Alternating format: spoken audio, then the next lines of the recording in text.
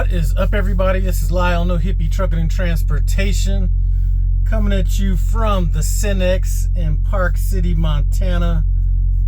I-90, exit 426. I burn up all my time getting out here. I'm telling you, I was gonna stop at this Pilot down the road, but I've stopped here before, and I was like, man, if I could just make it down there. It's like kind of got that mom and pop vibe. It never really gets full. And listen, the parking spots are so big, you could do U-turns in these spots. As a matter of fact, let me turn the camera around so you can take a look at that. I don't know if you could actually see them, but big old wide spot. And you know, this is one of those places that gets like above, I think it's a 4.3 review. So I stretched out my clock. I was like, thinking I was gonna have to stop at this Pilot down the road. I kept doing the math. I was like, man, I should be able to get there with like 6 minutes on my clock. You have 0 hours and 4 minutes of remaining drive time.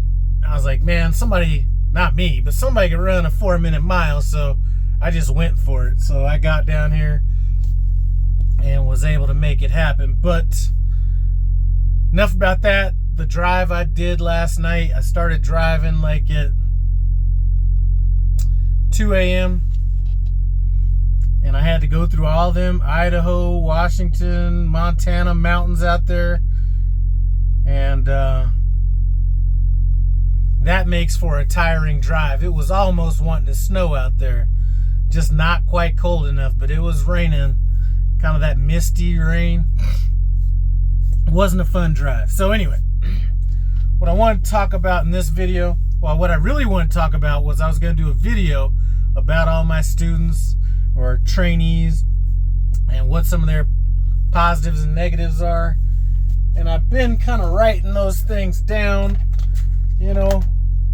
So I'm not quite done with that yet. I'll probably do that video in a day or two. But really what I wanted to talk about in this video, because it hit my mind today, one of the scariest things that happened to me driving a truck today. So I thought about it. I was like, you know, let me talk about the 3 things that terrified me driving this truck. And I'm not talking about things that made you feel uncomfortable. Like, you know, there's a bunch of times that I felt uncomfortable about stuff, but I'm talking about times that I was like actually terrified. So we're gonna get into that. Before I get into that, just wanted to mention our fallen Prime driver. I'm sure most of you guys have heard about it. I really wasn't sure if I was going to speak on this at all, just because a lot of people have already spoke on it and basically have kind of said what I wanted to say about it. But just wanted to kind of tell a little story about an interaction I had with him, and you know, some of my thoughts on how I thought it should be handled, think it should be handled, whatever. But Ernest had been watching some of my videos, commenting on them for a while, maybe even a little bit before he came to Prime. He went through Prime, he started a YouTube channel and was documenting kind of what he was going through. So we kind of had that. And when he was upgrading into his own truck, I was unfortunate enough to actually have to go and do a logs class. You know, anytime you go over 3,400 miles, they audit your logs, and they got me for not documenting a reefer fill up.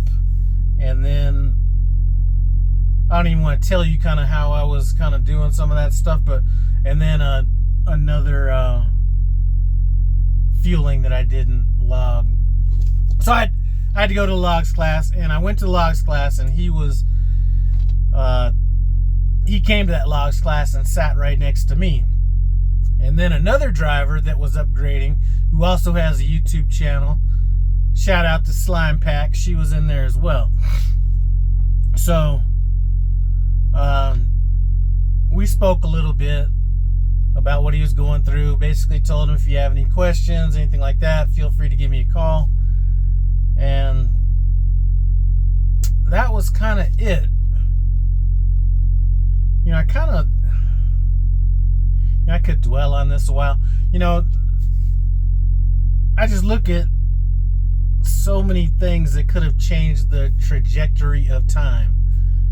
Like maybe if I'm not even gonna go into all that. I'm just one of those people that kind of figures like, well, if this didn't happen, that would have happened, or if that wouldn't have happened, that would have happened. So I've been going down that rabbit hole for a while based on some stuff he said in the video, and anyway, I've just gone down that rabbit hole. Anyway, so that's that. I really thought it should be brought up. Anytime something like that happens, I think it should be brought up. Doesn't even need to be a driver's name. Although I think that, if we're going to be having a meeting and somebody's crying about 9/11 or saying it brings a tear to his eye and all that kind of stuff, 9/11 was a tragic event, but no less tragic than what his family's going through right now. So if we're going to be talking about people that may or may not have anything to do with the company, heroes or not, I think we should at least talk about some of the, we love calling ourselves heroes. Maybe we should talk about the heroes that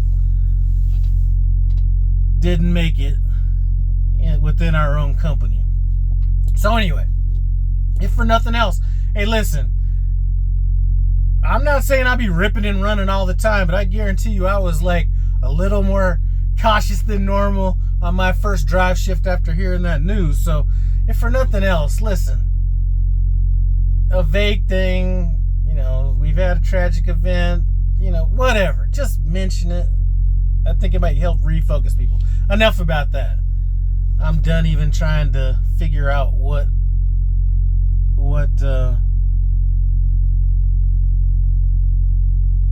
should be done within the company structure here. All right, so 3 times I got terrified. I've been terrified. Now, there have been a lot of times I felt uncomfortable. Like I said, uncomfortable could be it could be a number of different things. I think that there's at least once a week that I might feel uncomfortable about something, or in an uncomfortable situation, usually in winter, something like that. But man, times I was terrified. First time I was terrified was when I was with my first trainer. I really hadn't had any mountain driving experience. I did my training in Salt Lake City, and it's not like the over-the-road experience you get out there is in the mountains. So I was with my first trainer, which, that was a total shit show right there. But I was with my first trainer, first drive shift in a mountain, probably my 3rd drive shift total in West Virginia, something I would never do, regardless of if I'm on my first mile with the TNT student or my 30,000 mile. If I'm going through certain areas, I'm going to be up, if coaching or at least just seeing what's going on through certain areas. West Virginia would have been one of those. So I'm on my 3rd drive shift, first drive shift in the mountains, driving the entire length of West Virginia, not having a good grasp of how to use Jake brakes or anything like that. And it was so mentally draining, and I was so scared that I actually pulled over into a rest area and just said, I can't do it. I can't drive another mile. I got to even reevaluate to see if this is something I want to do. So that was that terrifying for me. And then I've mentioned it before. How did I get over it? I said, listen, if I'm not going to be a truck driver anyway, or if I can't summon up the mental fortitude to deal with it because I'm afraid of something, I just got to let it run. Or if I'm not going to be a truck driver anyway, I might as well let it rip. And if I put it into a mountain, then I just wasn't going to be a driver anyway. So I'm not saying I did anything crazy, but I just trusted the truck. And if that truck up there could make it around the corner, then then I could make it around that corner, because I was just way too overly cautious, and I was like erratic in my driving, jakes to gas and all this kind of stuff. So I was just terrified. So that's the first time. And I think, a lot of new drivers are going to go through that. Second time, I was terrified, and actually I thought about this on this drive shift. When you're coming from the west on 90 out of Idaho and all that, you're going to get into Montana. That first pass that you go through where the speed limit is 25 miles an hour, I went through that pass in the winter one time. No chain restrictions, wasn't even really snow. It was, kind of slushy maybe down at the lower elevations. Once I got up there, that's a 6 mile downgrade too. Once I got to the top and started coming down, I'd slowed way down at the top. I'm starting to come down, and this thing is not slowing down. I got the brakes on. I'm going full. I don't even want to. I do use jakes in the winter, and basically what I do is I try to get the truck and trailer going the same speed, and then I'll throw them on, whatever. I'm going to have people saying, you're not supposed to do that. To me, it's physics. I don't know.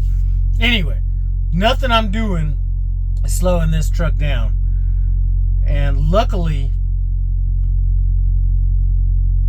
the cars behind me, I think, saw what was going on.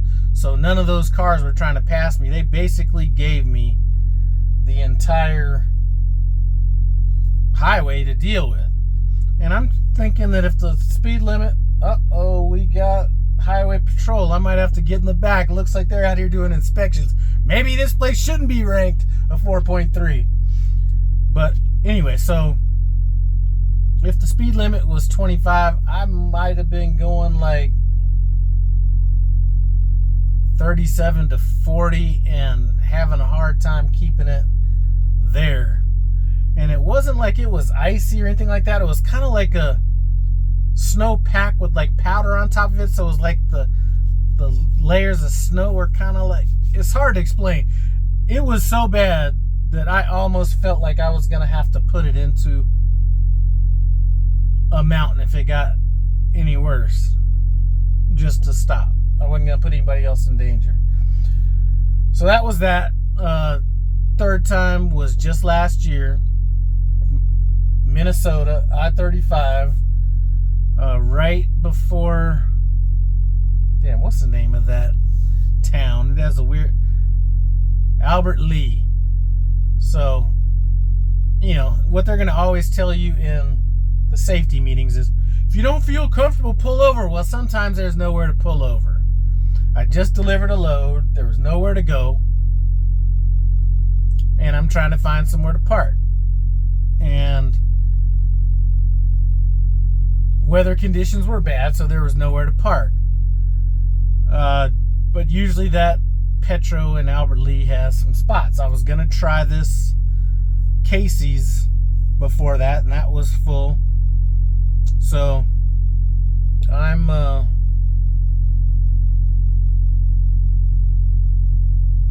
driving down here going 18 miles an hour, between, let's say, 12 and 18, 25 miles an hour, depending on conditions. And there's just literally no traction. I'm empty. And there's trucks on the side of the road that had already slid off the road. I'm trying to not slide off the road. There's a truck that's a little bit in front of me, let's say a quarter mile, and he lost traction. So he basically stopped in the middle of the highway. So I was trying to get around him, but I couldn't get traction at this point. So what I did was go in reverse, tried to angle it to the side of the road, get some traction from the rumble strips, which worked, and then I was able to pass them up. A little bit down the road,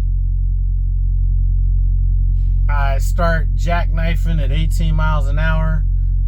And I'd almost been kind of doing it off and on anyway. But this time it almost felt like it was about to get away from me.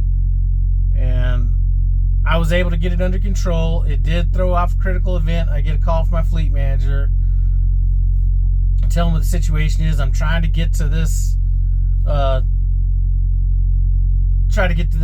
Petro down the road. There's nowhere to park. You know, the Petro's like 4 miles down the road. There was a rest area that was full, but a truck, as I was approaching it, had just left. So I was like, I don't even want to go the extra 2 miles down the road. I'm going to just pull into this rest area. So I pull into the rest area, and I am just like, I'm done. I'm like, put it this way. Even now, I mean, I was like Maverick from Top Gun, not this new shit, the old Top Gun. Remember when he was like afraid to engage? You know, he kept like disengaging, saying that things weren't right. I was like that, like the next like 3-4 weeks. I was like really not wanting to mess with it all that much. So, anyway, make a long story short, a salt truck came by, and I just said, you know, let me just follow this salt truck down to the and get off of the TA, because I'm gonna be here a while because the weather wasn't getting any better. So that was the third time, and it wasn't necessarily the jackknife. It was that was part of it, but it was the entire like 35-mile drive that terrified me. So these are things that's going to happen if you happen to be new. I'm sure anybody that's been driving a while has had some kind of moments like that. If not, man, lucky. But that's about it. Just to update you on what's been going on. I left last time I spoke. I was at the Salt Lake City terminal, delivered my load up in Ogden, Utah. Got a load directly out of Hershey going out to Oregon, Clackamas, Oregon.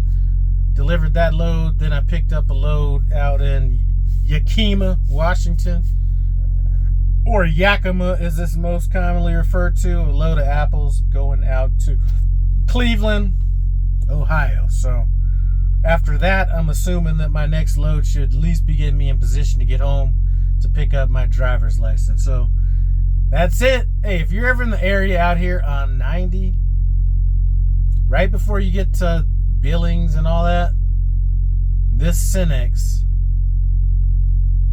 there is a train that comes by here, but there's a train that goes by every fucking thing in Montana. That's the only downfall about this place, but it's excellent. Give it a shot. I appreciate it. I'm out.